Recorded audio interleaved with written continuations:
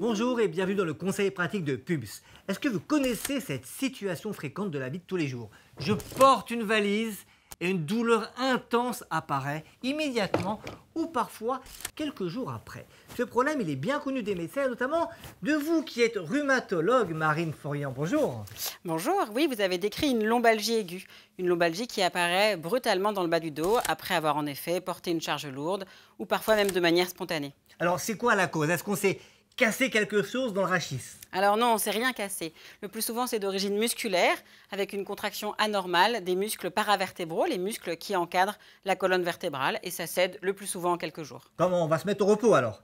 Plus rien. Il faut adapter son activité à l'intensité de la douleur, en effet. Mais surtout, ne pas rester alité, essayer de continuer de bouger pour favoriser la guérison. Et alors parfois, cette douleur, elle s'accompagne d'une douleur qui descend dans la fesse, dans la cuisse et dans la jambe. C'est la même chose? À ce moment-là, c'est que la lombalgie elle est associée à une sciatique, une douleur qui est due à une inflammation du nerf qui naît dans la colonne vertébrale, qui peut être due soit à une hernie discale le plus souvent ou à de l'arthrose dans le bas du dos. Vous nous avez parlé de hernie discale, c'est un terme qu'on entend assez souvent. Certaines personnes disent « j'ai mal à ma hernie ». On va essayer de comprendre ce que c'est et pour ça, on est avec Sophie. Bonjour Sophie. Bonjour Boris. Vous êtes interne en radiologie, vous connaissez bien cette région anatomique et cette pathologie qu'on voit à l'imagerie. Alors c'est quoi simplement la hernie discale? Alors en fait, il faut imaginer la colonne vertébrale comme un empilement de briques. Comme on le voit Chaque ici. brique, Hein. Exactement.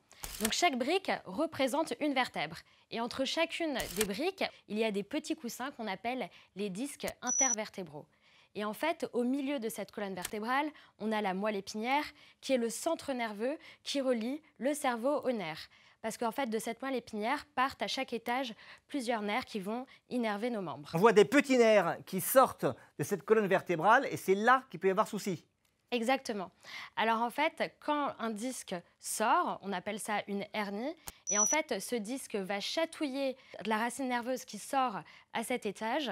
Et soit le patient est asymptomatique, soit il ressent des décharges électriques dans la jambe. Et dans le pire des cas, il peut être paralysé. Donc ça fait très mal. Alors il faut préciser, une idée reçue, on pense que l'hernie discale est la conséquence d'un faux mouvement. En fait, pas du tout. L'hernie discale, elle a de multiples causes. D'abord, il y a des gens qui sont susceptibles d'en développer pour des raisons génétiques. Et puis, l'excès de poids, de mauvais positionnement du dos, des lombaires au cours de la vie, peut-être d'autres causes, favorisent l'hernie discale. Ce qu'il y a, c'est que si on fait un faux mouvement, alors ça peut déclencher une douleur au niveau de cette hernie discale. Le but, c'est d'éviter de se faire mal au dos après avoir porté des charges, par exemple une valise, comme je le disais tout à l'heure. Pour cela, on va écouter les conseils du kiné Grégoire Gibault, alias Major Mouvement sur les réseaux sociaux. Il est avec nous en direct. Bonjour. Bonjour Boris. Merci beaucoup pour votre invitation. Aujourd'hui, je vais vous montrer en effet quels sont les gestes à produire pour protéger votre dos lorsque vous portez une charge lourde. La première chose pour protéger votre dos, c'est d'avoir un dos solide. Donc régulièrement faire des gestes et des mouvements de renforcement du dos. Maintenant, quand vous n'avez pas le choix, ça y est, la valise est là et vous devez la porter. Le meilleur moyen, en fait, c'est d'utiliser le mouvement de musculation qu'on appelle le mouvement de soulevé de terre. On va utiliser à la fois nos jambes et notre dos. N'ayons pas peur d'utiliser vraiment la musculature de notre dos. Notre dos est très puissant, il faut juste l'entraîner. Donc on va descendre avec les jambes, essayer d'avoir un maximum le dos droit, les épaules dans l'axe des genoux, se rapprocher de la valise et porter la valise. Et là vraiment, c'est les jambes qui vont pousser, le dos reste droit.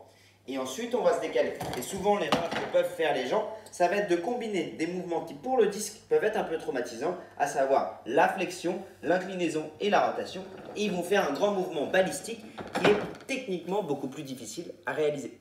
Donc, dans la mesure du possible, on renforce le dos avant et dans un second temps, on essaie de répéter, de respecter les axes.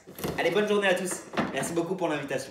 Merci Major Mouvement, merci Sophie. Merci à vous. TFR sur Instagram. Ou de French Radiologist. De French Radiologist. Et merci à vous et à très bientôt pour une prochaine émission pratique de PUMS.